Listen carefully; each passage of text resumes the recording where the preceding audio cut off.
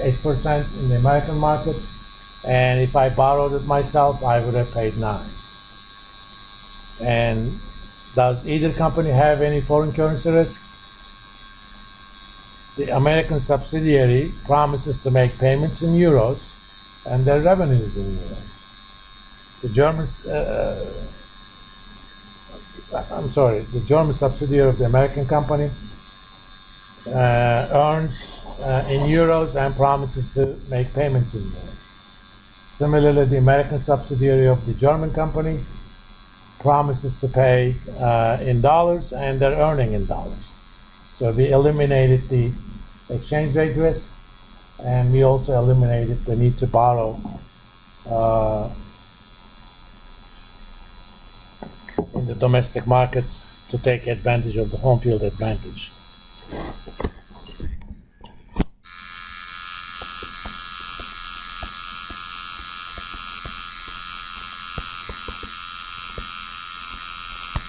Eliminates the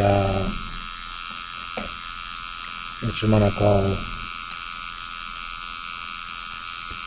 exchange rate risk, and reduces the cost of borrowing in foreign currency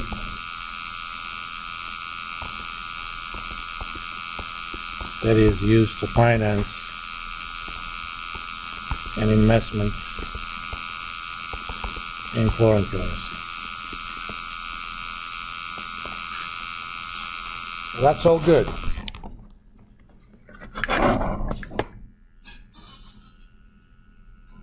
But you don't even technically need to price any of this.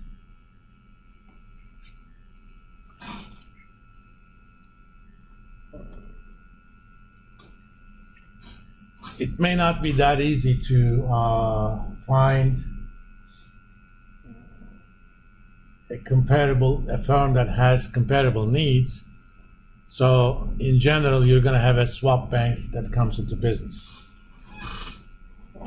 For example, instead of using banks as your counterparty, you can use a German firm or German bank as your counterparty, because those guys can borrow much cheaper in Germany compared to they could in US. So let's say Deutsche Bank is your swap bank in this case. Deutsche Bank is going to borrow in euros, give you those euros, and you're going to effectively pay them back in euros.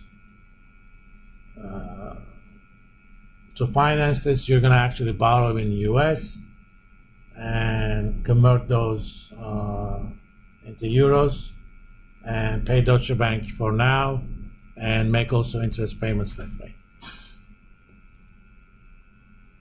Now,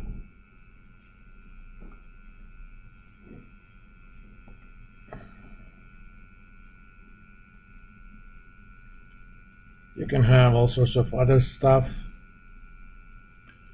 One of the biggest risks of the currency swap is actually credit risk. Your counterparty promises to make certain payments to you, okay?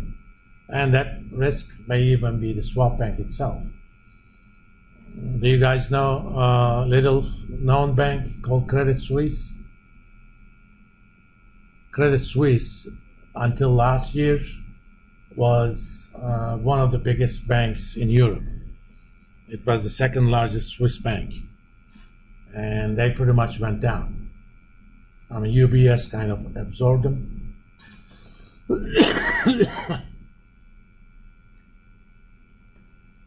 So a lot of,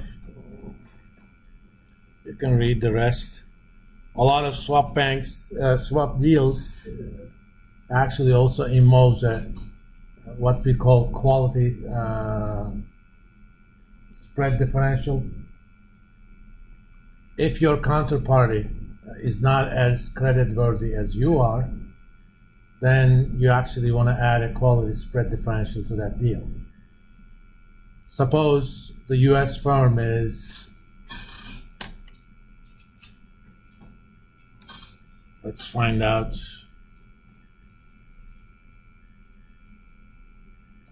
Oh, the speaker business is done. Finally.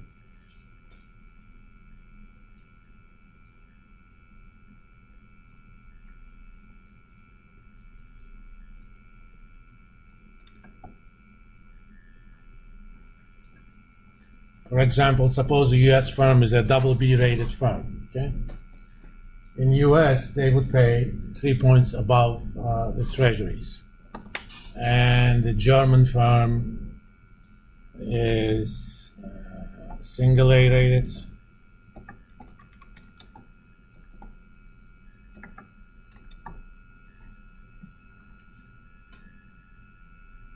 They would pay 113. So the quality spread is 3 minus 113, that would make 187.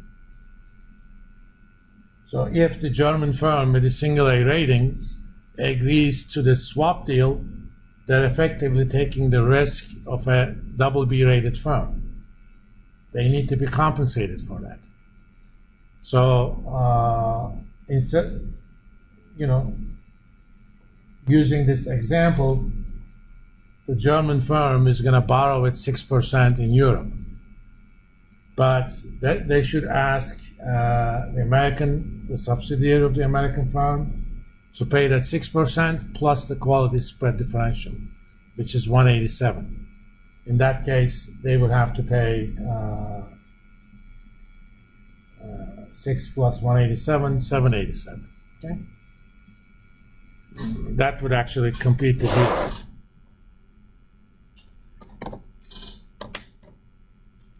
Now, is this the only way you can do it? No. There is actually an alternative way to kind of do a swap.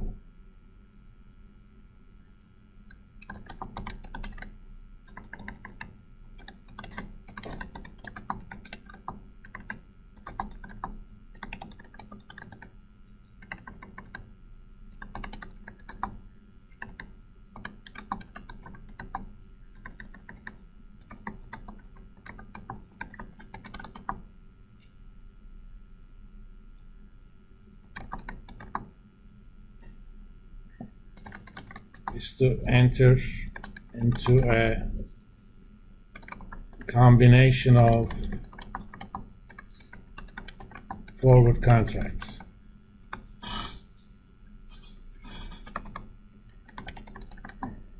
Think of the US firm who wants to invest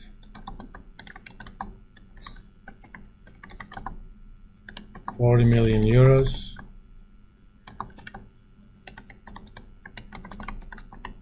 equivalent to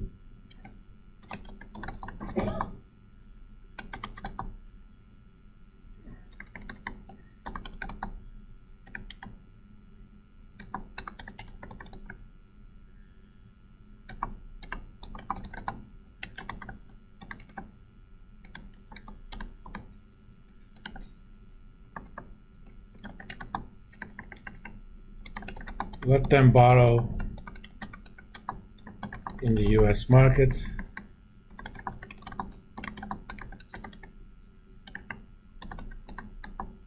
at 8%, convert those to euros, and let them borrow the 42 million.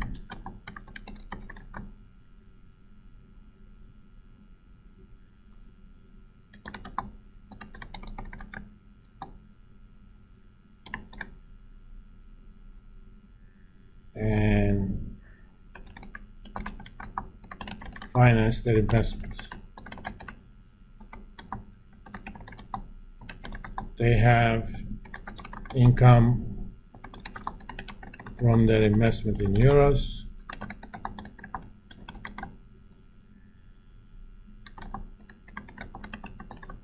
but their payments for the loan is in US dollars.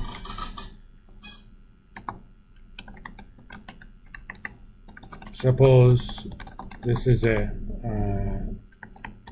5-year loan, then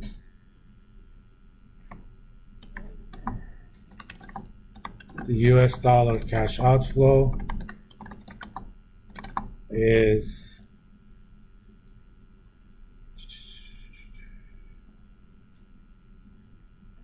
$42 times 8%,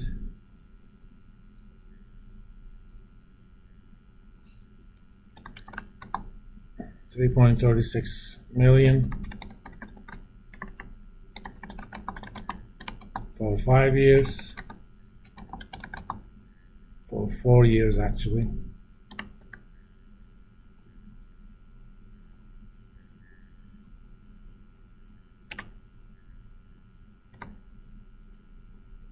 And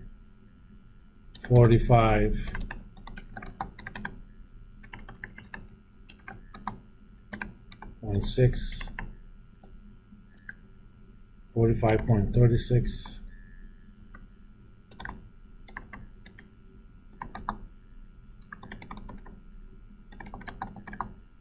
in